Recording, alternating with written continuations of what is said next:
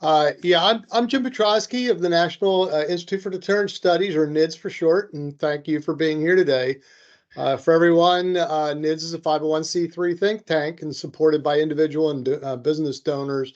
And our mission is to bring about awareness of the peacekeeping value of strong national defense and a vibrant national deterrent. And we do this through several divisions led by our knowledgeable deterrence practitioners and providing education at our NIDS Academy, publication through our online globalsecurityreview.com online journal, producing podcasts in our NIDS Knowledge and NIDS View shows, and presenting seminars like this, Huessy events.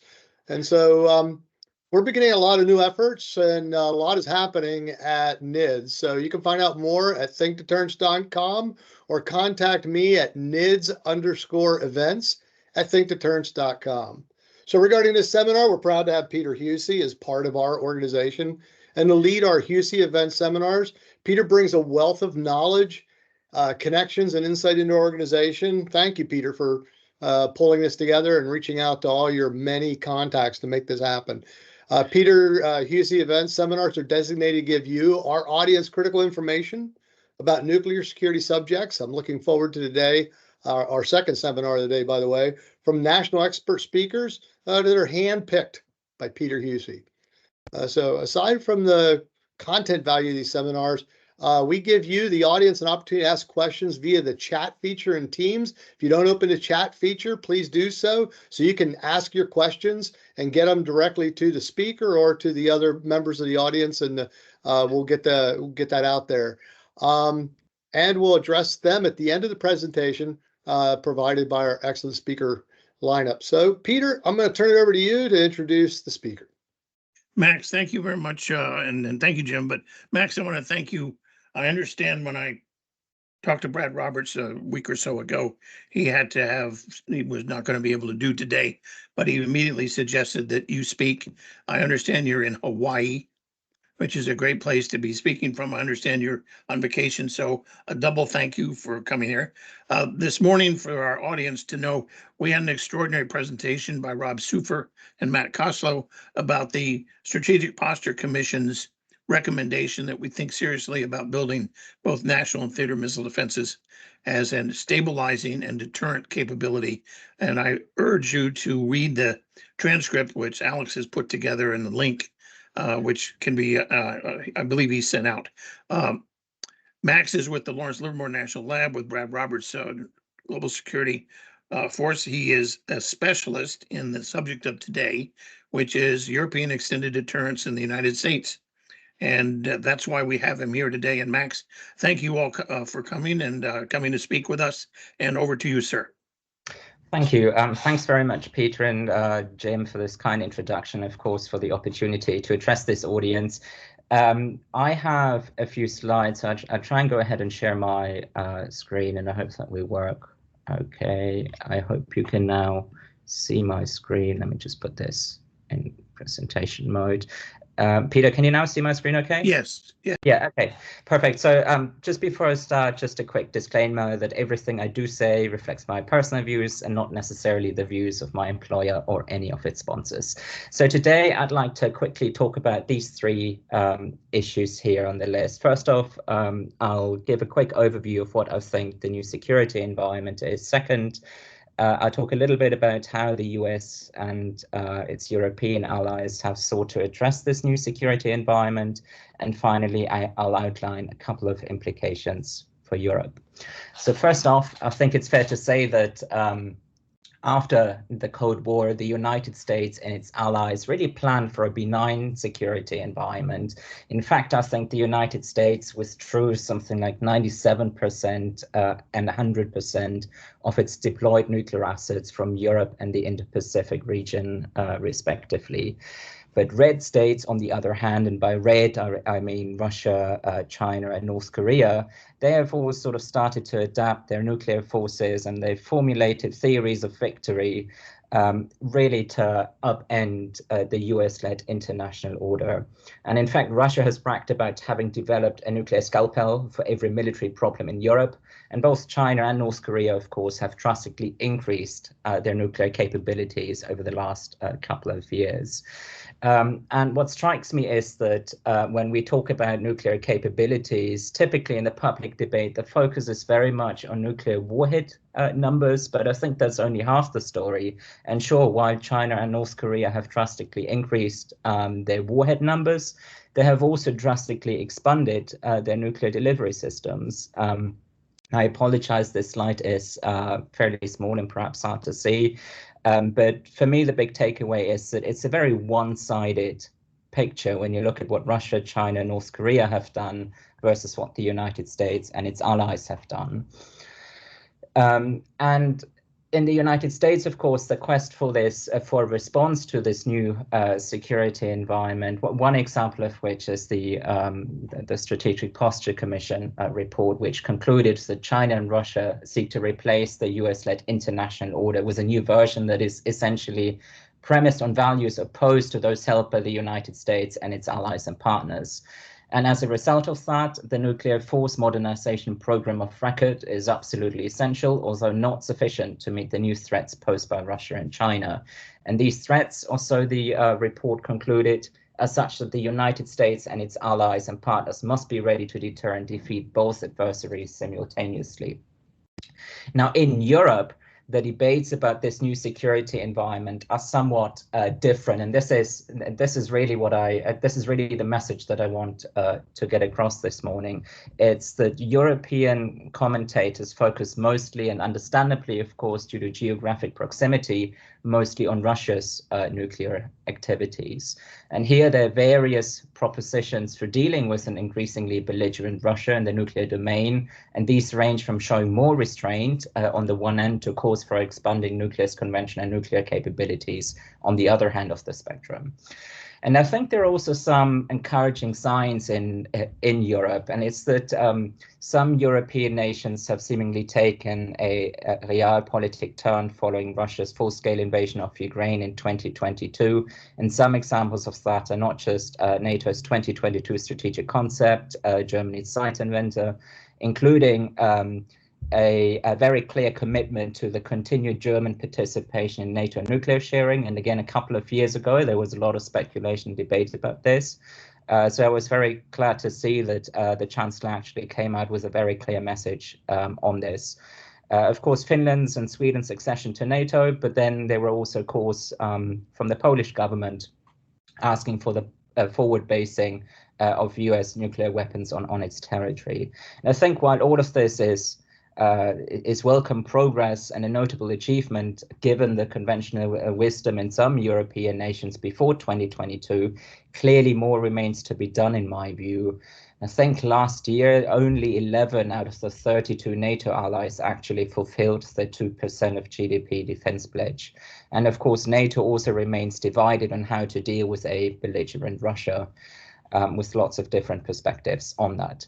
But when it comes to China and North Korea, the European debate mainly expresses concern about the negative repercussions for the Nuclear Non-Proliferation Treaty and for Indo-Pacific security. And some European analysts also see the direct security implications for Europe from this two-peer problem, essentially because potentially fewer US resources for Europe will be available in case of a conflict in the Indo-Pacific. But for the most part, it seems to me that Europeans appear to tacitly believe that China and North Korea's military actions pose no threat to European security. Now, their argument essentially goes something like this. They essentially maintain that the two-peer problem represents the American framing of the security environment, and France and Germany, for instance, opposed Washington's preference of labeling China a threat in the 2022 NATO strategic concept, allegedly to ensure that the concept could not be perceived as an enlargement of the alliance's geographical scope. And finally, I think, to paraphrase French President Macron, what happens in the Indo-Pacific is not Europe's problem.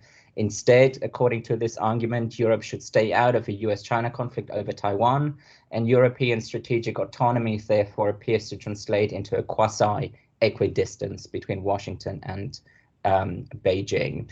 And at the same time, instead of really engaging with the implications of the two-peer problem for Europe, some commentators in the European, particularly in the German debate, discuss the feasibility and the need for an indigenous Euro deterrent, either because of concerns about US erraticism or reliability if President Trump returns to the White House, or because, of course, for European nuclear sovereignty.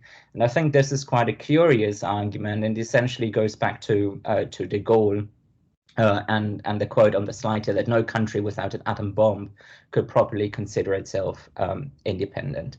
Now, my problem with this narrative is that the German debate in particular almost takes US unreliability as a given, and completely forgets that there are many actions that European allies could do today, not just to bolster deterrence, but also to perhaps persuade American alliance skeptics that the European allies, in fact, add value to American great power instead of draining American resources.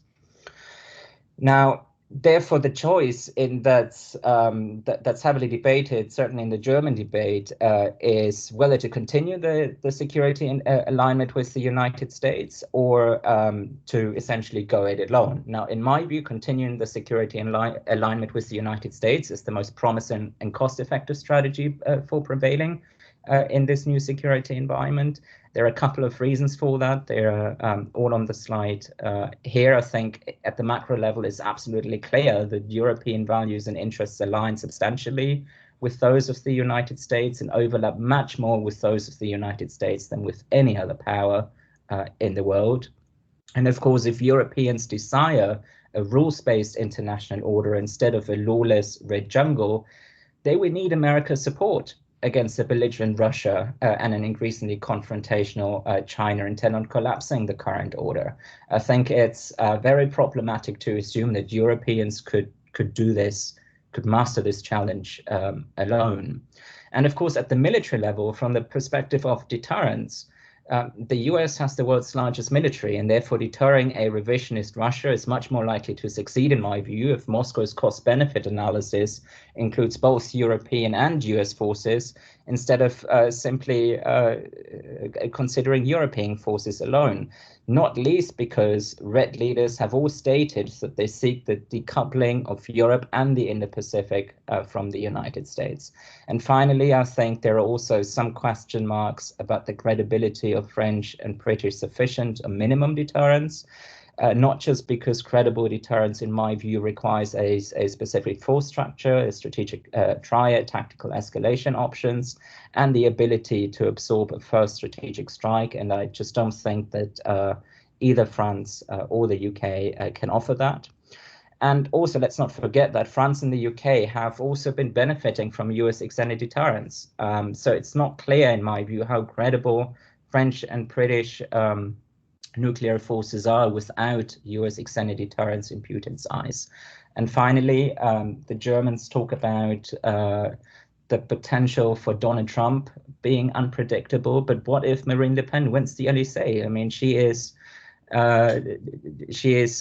doing very well in the French opinion polls, and she has also introduced legislation in the French National Assembly, essentially making the point that France's deterrent forces are French, they're not European. So my view, therefore, is that if you accept this argument that Europe's best bet of prevailing in this new security environment is to continue the alignment with the United States, then Europeans must also accept the argument that the two-peer problem is a European problem. And here's why. First off, I think that claiming that Taiwan isn't our problem, to paraphrase Macron again, weakens US extended deterrence in the Indo-Pacific in Europe, because essentially if Macron goes to China and says, hey, look, we'll sanction you, but there won't be boots on the ground, this is giving Xi Jinping, in my view, a green light. And of course, if that happens, if there were to be a deterrence failure in the Indo-Pacific over Taiwan, then US resources will in all likelihood flow to the war zone in order to restore deterrence. And at the end of the day, US resources are finite, and therefore Europe will need to have sufficient capabilities to deter an opportunistic Russian aggression in Europe if the United States is preoccupied elsewhere. So therefore, in my view, instead of engaging in speculations about future US unreliability, and instead of dismissing the threat of a simultaneous war with Russia and China, Europe should make investments now to bolster deterrence and to persuade alliance skeptics in America that European allies are a competitive advantage for the United States over red instead of a liability on finite US resources. Now, this now brings me to the heart of my argument. I think if you accept that the two-peer problem is also a European problem, there are four implications. The first implication is that the Europeans must assume a holistic view of the challenges facing US extended deterrence arrangements in Europe and the Indo-Pacific because US resources are finite. As I've said, I think intensifying strategic competition in the Indo-Pacific is very likely to increase demand for US extended deterrence in that region, and therefore in a crisis or in the case of a deterrence failure, for instance in the Taiwan Strait or on the Korean Peninsula, the United States is bound to focus on restoring deterrence in that region, which could require the reallocation of capabilities from Europe. And therefore, such a development could leave Europe vulnerable to an opportunistic Russian aggression. Now, the big implication here then is the debates about strengthening extended deterrence in Europe must not only consider what capabilities are needed to deter Russia, but what capabilities are required to ensure deterrence against Russia, and if deterrence fails, to ensure a victory against Russia when the United States is preoccupied in another theater and when fewer US resources are available for Europe. And for me, what this means is that ultimately there is an urgent need to build capacity in Europe and to raise the nuclear IQ of the European strategic communities and the European electorates. In other words, I think we're lacking a cohesive vision. We're lacking political leadership from some of the European governments that would outline a positive vision for why this is needed, why we're doing this, and ultimately a vision that is not afraid of defining what a Russian defeat looks like in Ukraine and what a Western victory looks like. And so far, I think Chancellor Scholz in Germany, for instance, has very much shied away from this. So why should Europeans invest in enhancing the nuclear IQ of their strategic communities? Well, first off, because I believe there's no common threat perception in Europe. Some European allies see Russia as an urgent threat that needs to be dealt with. Others make the argument that perhaps NATO is to blame in part for Putin's action. Perhaps we did do what Putin alleges. Second, I think there is a need to come up with a common perspective on a methodology for assessing the necessity of new nuclear capabilities. Again, there are very different views in parts of the European communities on what's needed. Third, I think an adaptation of British and French nuclear forces may be needed to better support US extended deterrence in Europe in a two-peer world. And finally, I think an expansion of DCA and snowcat nations would also help to bolster deterrence vis-a-vis Russia. But second, I think there is also a need really to sell all of this to the electorates, to win public support for the deterrence mission, but also to demonstrate resolve in Putin's eyes for the deterrence mission in Europe. And I say this because there are some polls out there suggesting that only about 50% of Europeans believe that nuclear weapons deter, and therefore familiarizing domestic audiences with the realities of the nuclear age, that deterrence is the most promising means of protecting our political independence from Russia, China, and North Korean nuclear blackmail, implies the need for more effective political leadership. And I think there is a real need for a persuasive narrative that really goes on the offensive and convinces electorates that this is absolutely necessary and doable. And I think this is also one of the core findings of the Strategic Posture Commission here in America, because there's a recommendation in there that reads something like this: National leaders must communicate to US citizens the benefits and importance of US global leadership, allies and partners, and extended deterrence if they are to gain the support of the American people for the associated policy costs. So I wonder if there's perhaps the possibility of some transatlantic cooperation on this issue of raising the nuclear IQ and deliberating a shared threat perception, not just among the strategic communities, but also among the electorates. This brings me to the second implication. In my view, an adapted nuclear force and a new division of deterrence labor may be needed. I think it's very unlikely in a two-peer world that we will see a significant expansion of forward deployed US troops in Europe. And therefore, European allies must shoulder a much greater share of the deterrence burden beyond simply spending 2% of GDP on defense. I have a couple of options on this slide here. One is strengthening indigenous intelligence, surveillance, and reconnaissance capabilities. A second is increasing the participation of non-nuclear allies in NATO's nuclear sharing, for instance, by forward basing tactical nuclear weapons to Finland, Poland, and Romania, increasing the number of F-35As, 35 for nuclear operations, and increasing the number of SNOCAT nations. And finally, enhancing the salience of British and French nuclear forces in NATO nuclear deterrence to more explicitly support US extended deterrence in Europe in a two-peer world. And I think this really is quite an important point, but in my view so far, British and French analysts have been largely silent on the implications of this two-peer problem, because for some of them, a larger European nuclear arsenal is either financially unfeasible or it's not needed in their view to satisfy their security environment, because they do not foresee the need to deter Russia and China at the same time. But I think considering how the French and British arsenals may need to be adapted to support US extended deterrence in this two-peer world is especially important in light of Russia's overwhelming tactical nuclear superiority. Now, here are the recommendations from the Strategic Posture Commissions when it comes to theater nuclear forces. I think, in my view, again, given Russian tactical superiority, I think NATO should deploy more survivable regional range nuclear systems, not just to demonstrate resolve, but also to enhance pre-launch survivability and to complicate Russian calculations by diversifying vectors of a NATO counterattack. And I think to this end, increasing the number of DCA and SNOCAT nations is viable. Going ahead with Slicker-M is also viable in my view. And finally, and this is probably the most controversial point, it will certainly be very controversial in Europe, but I think there may be a case for ground-launched nuclear missiles as an addition to F-35s for some nuclear sharing allies. The third implication, Europe needs to decide what its strategic alignment, which is sometimes known as its strategic autonomy, or more recently, its strategic responsibility means.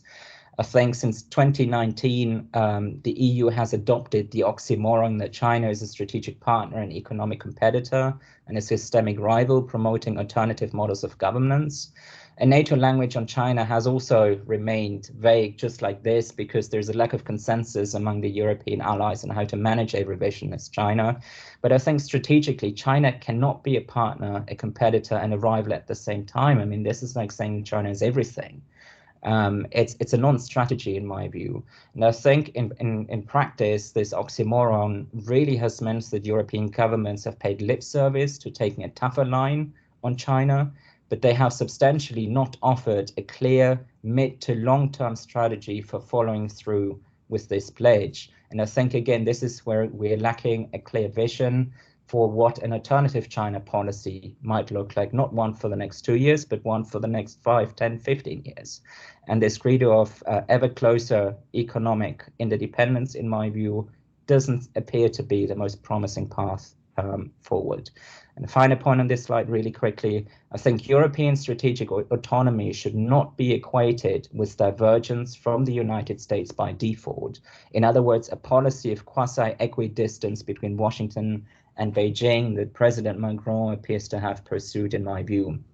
Now, of course, none of this is to say that European interests may not sometimes differ from American preferences, But instead of seeking a third way by default out of ideological principles, I think Europeans should campaign for European preferences within a strong transatlantic relationship and ensure that European interests are defended in a larger Western coalition competing with China's revisionism. So again, I think a clear vision is needed. And finally, I think this is especially important because Europeans and Americans really need each other to better uphold the rules-based international order against RED and especially Chinese challenges. I think given RED's growing nuclear challenges, the West needs to demonstrate unity, not fragmentation on security challenges to render deterrence credible in the eyes of RED leaders. Because a test of failure of US extended deterrence in one region could otherwise very quickly become a test of failure of extended deterrence in another region. Now that brings me to my final point, and this is about the debates about a Euro deterrent at the moment. Now I think Europeans are absolutely right to be concerned about the prospects of a US future president withdrawing from NATO or folding the nuclear umbrella.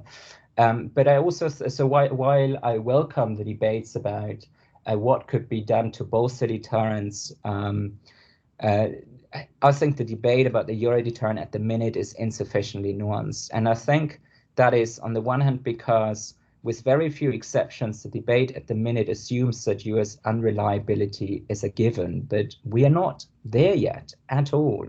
And the debate also assumes that Europeans have little or no agency at all over NATO's fate, and I just don't think that is the case.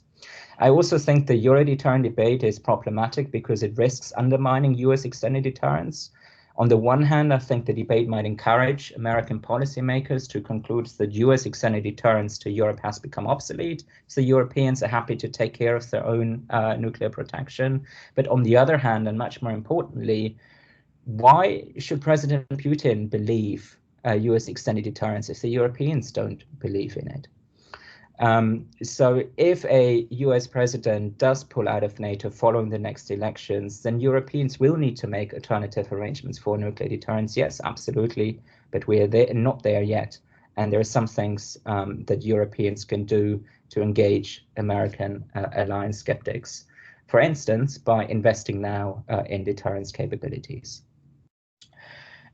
So I think there should be a new transatlantic bargain. This is what Europeans should offer. That the onus is on European allies to make their case to alliance skeptics in America, in my view, and the onus is on Europeans to come up with a persuasive narrative about their value to US national security and global power and propose a new transatlantic bargain.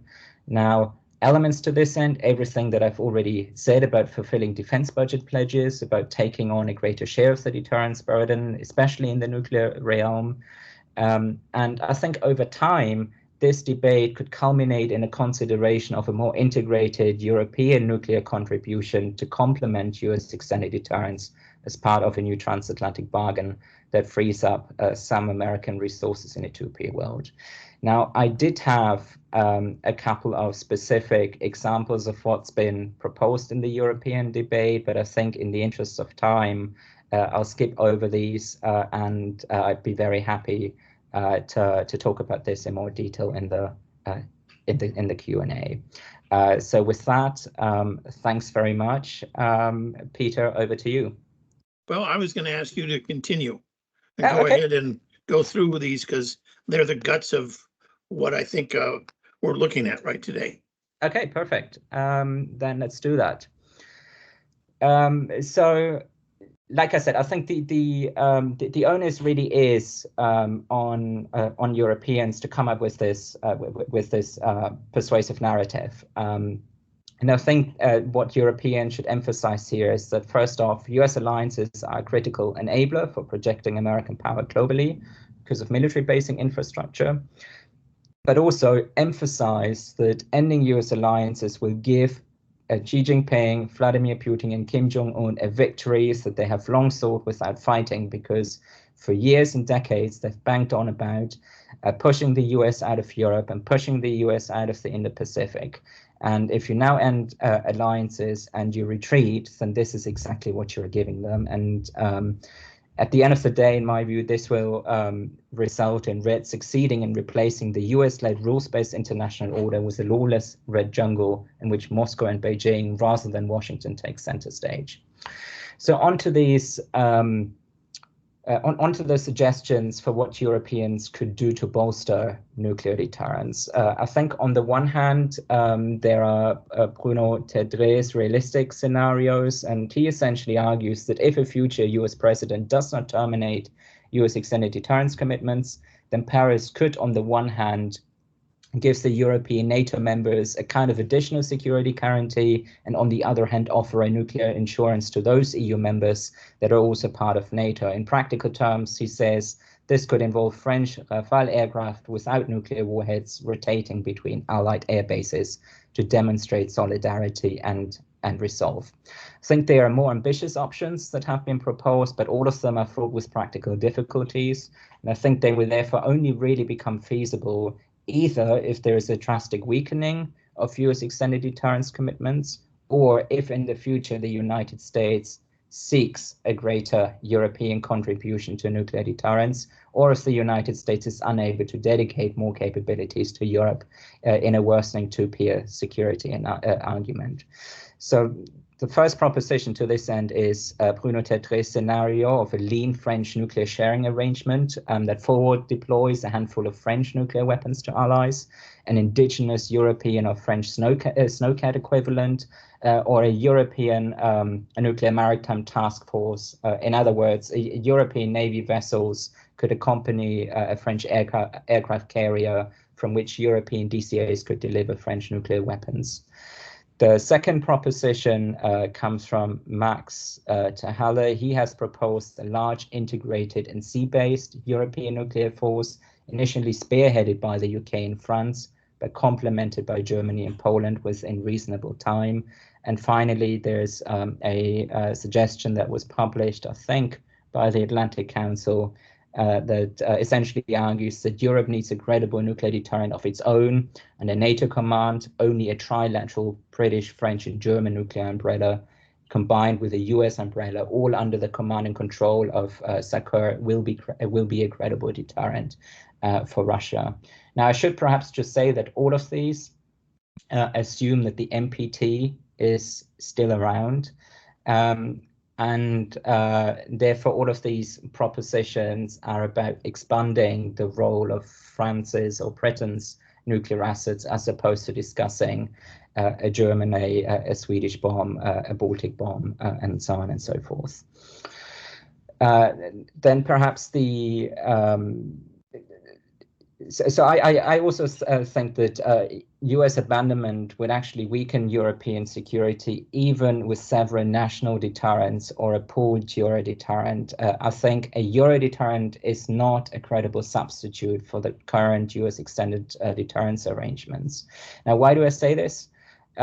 Because first off, without the world's most powerful military, Europeans would need far greater conventional and nuclear forces to retain the status quo deterrence value against the revisionist Russia.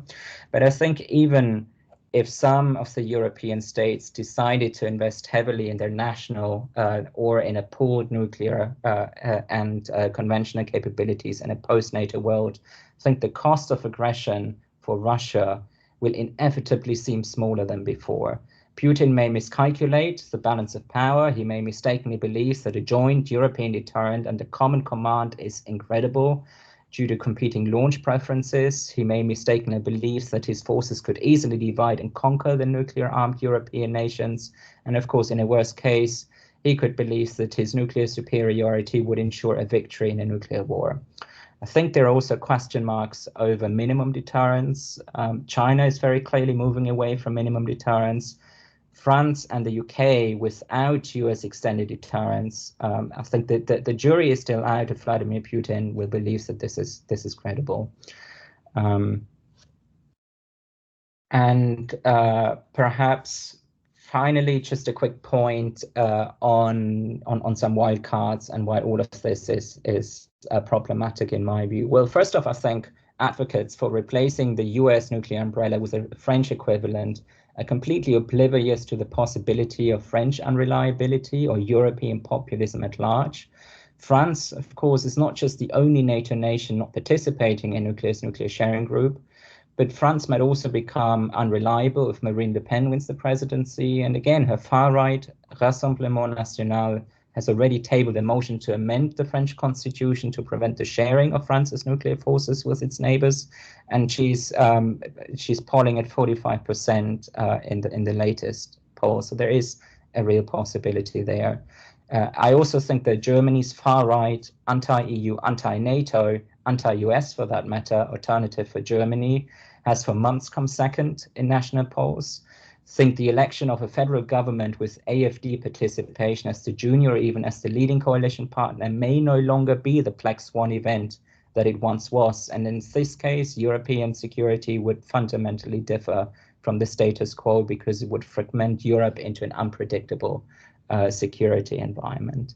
And of course, and there are some practical difficulties that supporters of a Euro deterrent would need to deal with. Like I said, credible deterrence requires a specific force structure and the capacity to absorb a first strike in a strategic exchange, but neither France nor the UK can offer that. And finally, while a Europeanized French and British deterrent could feasibly entail investments in a nuclear triad or in a large sea-based capability, the challenge of absorbing a first strike remains because of the small geographies of Britain and France. And I think this challenge would only be resolved effectively and credibly if a European federation might evolve. But I don't see that happening anytime soon. There's one other point on this that I think, as I said before, I think all of these scenarios assume that the NPT will still be around in a world in which the security environment changes fundamentally, and in a world in which US extended deterrence is perhaps no longer a thing.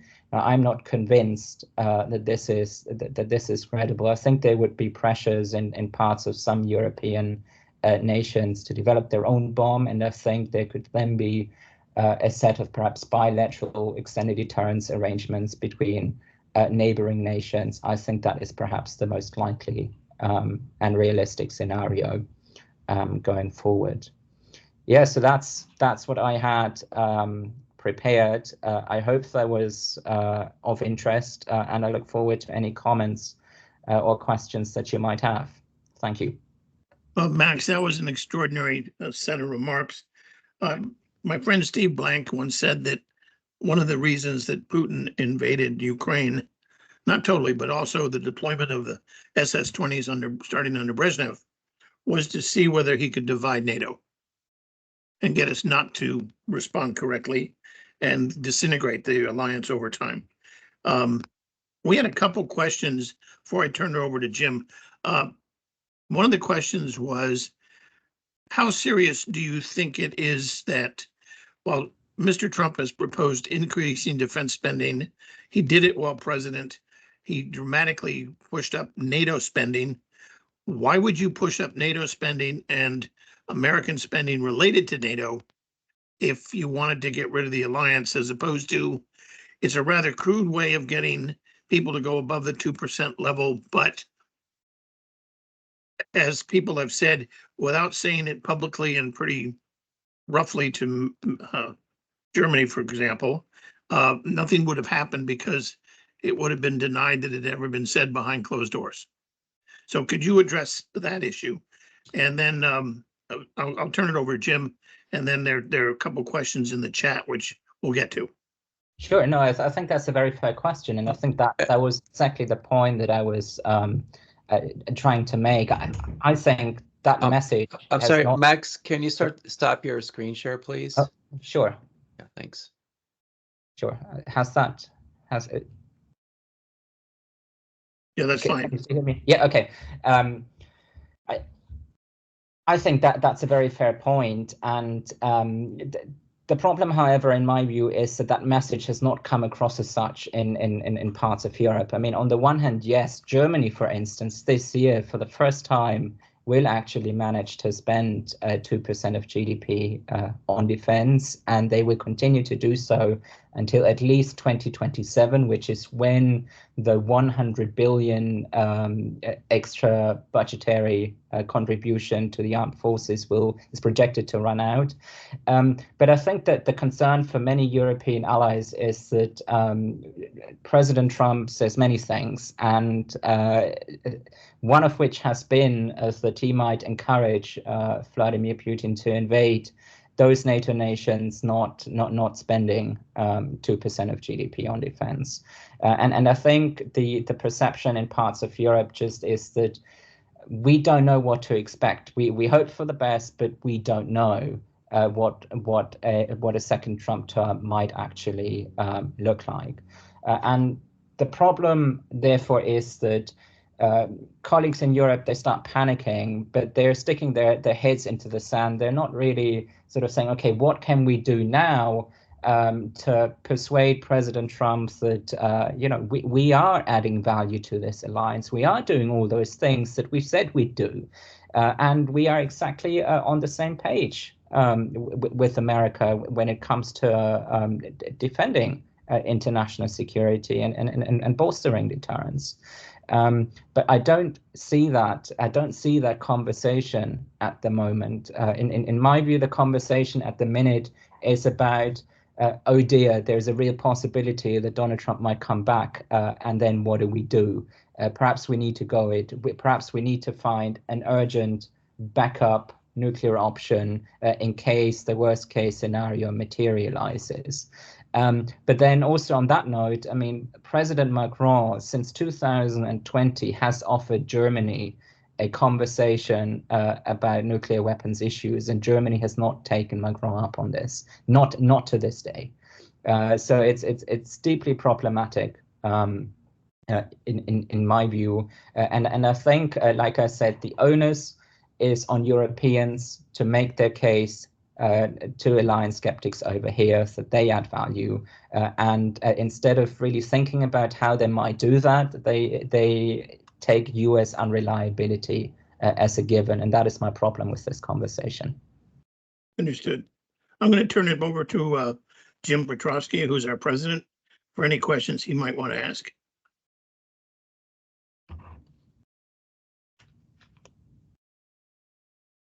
Yeah, you turned it over to me. There are some questions in the chat session, so I'd like to catch some of these, at least comments and questions. But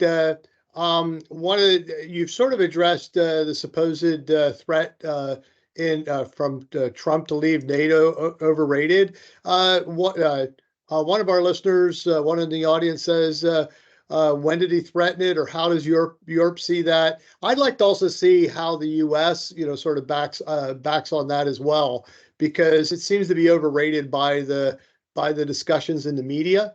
Let's see, and the other part of the question was, how does his oratory for increased defense spending differ from similar edicts from Kennedy and Maximilian in the 1960s? So, how are these sort of combined together? Because it is interesting to see how Europe is taking these very pronounced media comments, but we don't really see them much in the leadership. So where are they taking their marching orders? Maybe that's another way to look at it. Yeah, really interesting question. Thanks for that. I think part of the reason that President Trump is perceived in Europe the way he is because at the end of the day, I think there was the perception in parts of Europe that the first time he took the White House, he wasn't really prepared for it, and he had all these policy goals, and he didn't really know how to implement them. He didn't really know the inner workings of government. He had to figure that out. Now this time things might be different because he has the experience of being in government that he didn't have before. He now may be much better prepared to actually implement what he says he would like. So a very long way of saying that, I think the first time round when President Trump said on the campaign trails that perhaps NATO, perhaps it was time for the United States to leave NATO. Perhaps he couldn't achieve it.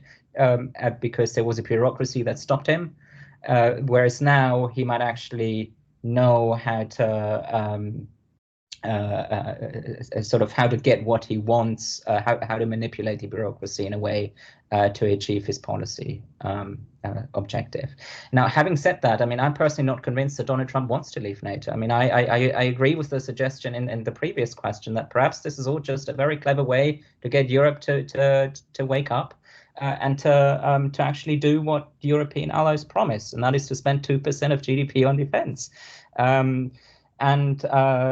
I think it's positive news that this year, apparently 2/3 of NATO allies are on target to meet the 2% of GDP pledge, but it's 2/3. We're still missing a third. And I think there are also question marks over the sustainability of Germany's 2% defense spending going forward. Yes, this year they will meet 2% of they will spend 2% of GDP on defense, but that is because of the 100 billion extra budgetary contribution that will run out in 2027. And then what? I mean, what I would like to see from colleagues in Europe is, like I said in my presentation, first off, I hope that there be really a national effort to look at the strategic culture, specifically in Germany, but also in other European nations. I mean, Hungary, for instance, and some of those that appear to be very pro Mr. Putin, and to come up with a common threat perception, and then to come up with a way of dealing with that common threat perception. And I'm afraid to say that I don't see that conversation at the minute. But it goes back to my other point about a lack of political leadership, about a lack of vision for the electorate. I saw this opinion poll the other day that found that in Western democracies, electorates felt very pessimistic about the future. The perception was that liberal democracy had somehow failed them, whereas in authoritarian regimes, Russia and China, the electorates felt very positive and optimistic about the future. And I think this goes back to this question that our own political leaders, first and foremost, Chancellor Scholz, has to this day refused to say the objective in Ukraine must be a decisive Russian defeat. He shied away from saying that because he doesn't want to be the chancellor that causes an escalation and that drags Germany into World War III. He has also said that there will be no German boots in the ground in Ukraine, no matter what happens. And this is one of the very few occasions where I actually commend President Macron for saying that he cannot exclude that possibility going forward. It seems to me that our own political leaders are somehow self-deterred, and therefore they do a very poor job of convincing the public what is necessary to win long term. I think that is what's desperately needed. You need a political leader that offers political leadership, a vision to the public that things will get better, we will manage to get through this, and here's how we'll do this. But I don't see that at the minute, I'm afraid. No, thank you, Max. Kirk Fancher had a question. Kirk, I'm going to put your mic on so you can ask it directly. Here you go.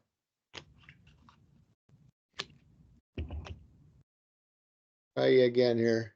Yeah, you're on, Kirk. If not, I'll just read it. I'm sorry. I had to unmute myself as well. Max, a great presentation. I think it gives a wonderful understanding of maybe perhaps the EU perspective, but I see the UK as perhaps an outlier to that, especially given AUKUS and now some talks about the Arctic and potentially an AUKUS-like arrangement between Norway, Canada, the United States, and some others there. So I see different emerging trends there, but thought it would be helpful to get your take on how the British factor into this whole thing, as they seem to have their foot maybe in two boats. Sure. Well, thanks very much for the question. I have two comments in response to that. The first is that I absolutely agree that the UK, in many respects, is an outlier. I mean, Brexit was all about global Britain. I mean, this is the new British foreign and security policy. It's not about an alignment with the European Union. In fact, they're trying really hard to be perceived internationally as not 100% aligned, as offering a different sort of path compared to that of the European Union. But my so yes, I agree with your suggestion.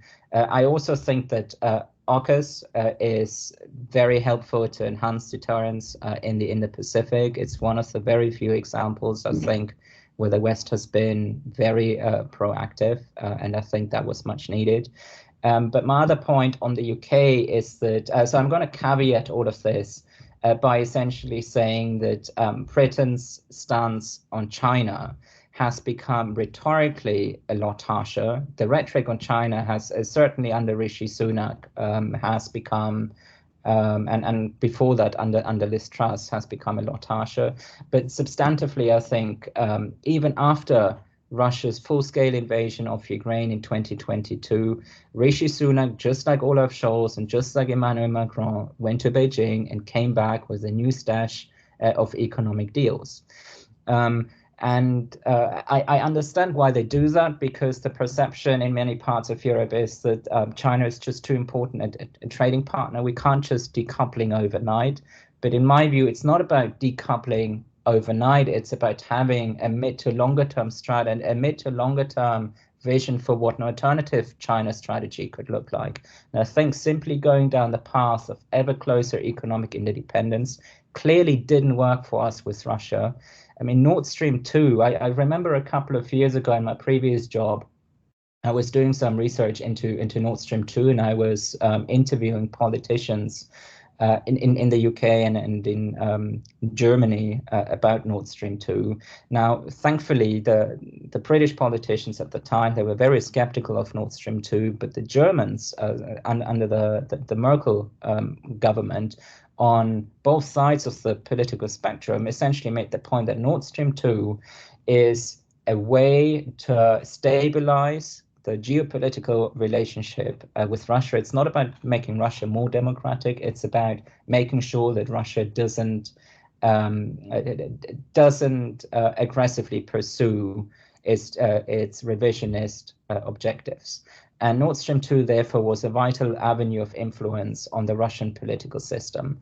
Now, I asked them, I pressed my interview partners at the time to give me some specific examples of when Russia actually became more amenable to Western objectives since the conclusion of Nord Stream 2. And let's not forget that Nord Stream 2, the deal was signed after the annexation of Crimea in 2014, and they couldn't give me an example. And I think Russia's full-scale invasion of Ukraine clearly has shown that was a fatal miscalculation on behalf of the German government. And I now fear that going down the same path with Beijing does nothing but give Beijing the funding to build the capabilities they need to do all the things we would not want them to do.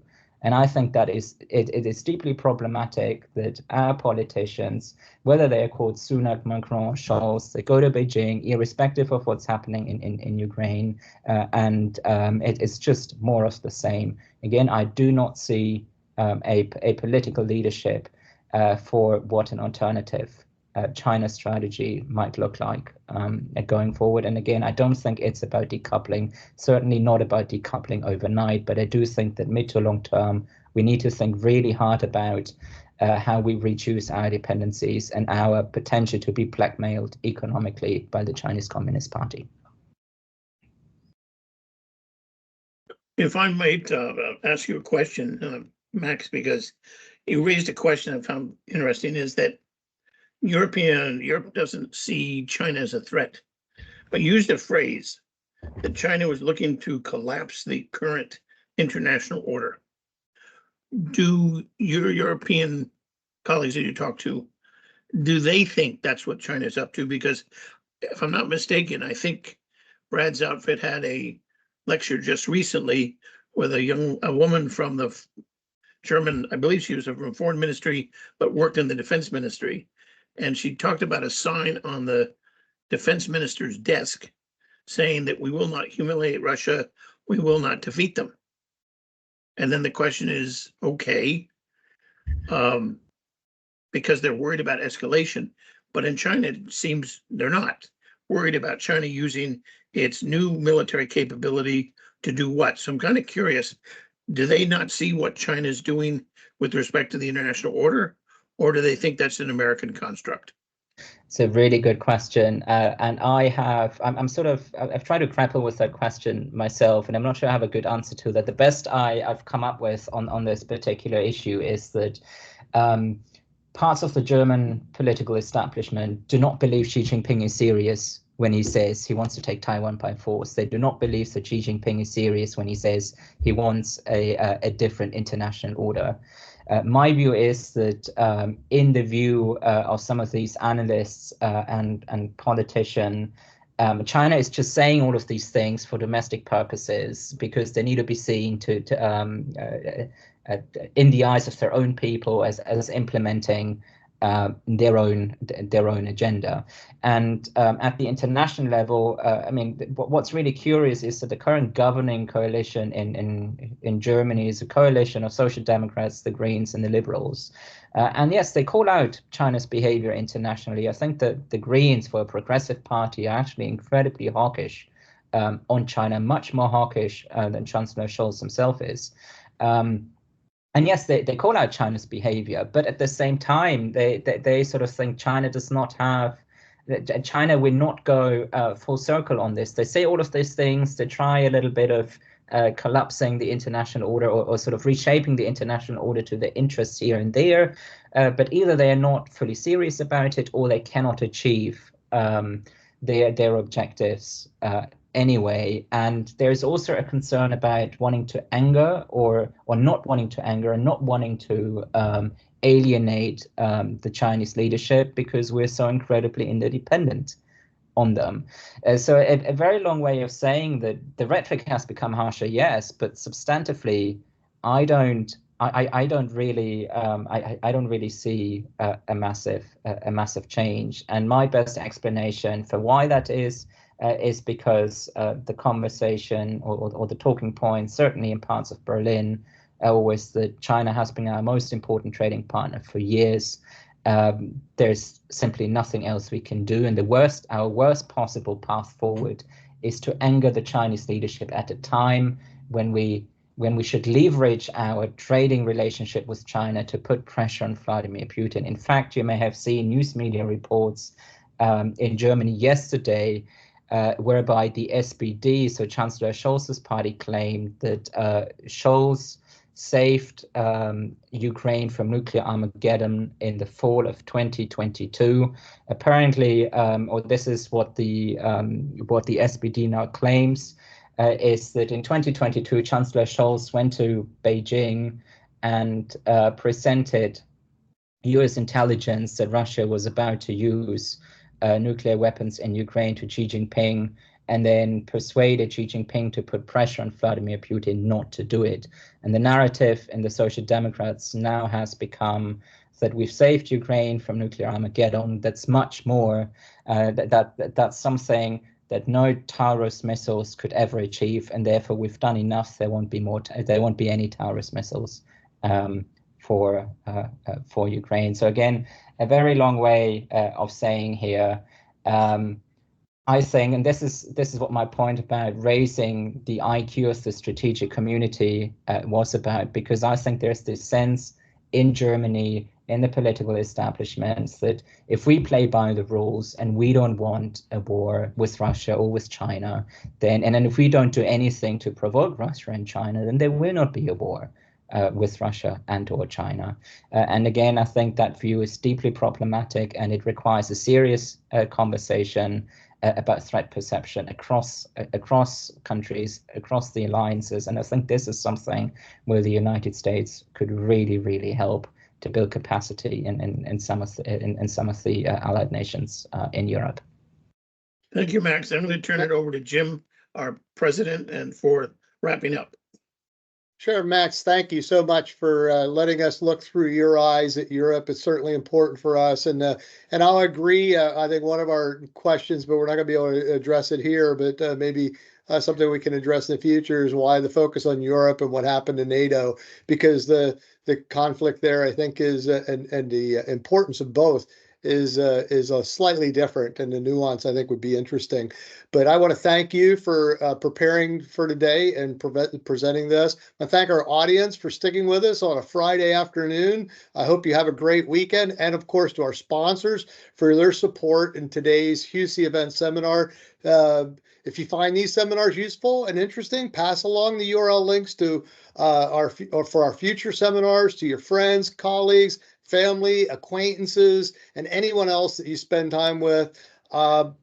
Take a look at thinkdeterrence.com because we'll be advertising our future events there and let you know what's happening at NIDS. And again, Max, thank you. Peter, as always, these are great seminars. You bring in great speakers, and I appreciate you being a part of our organization.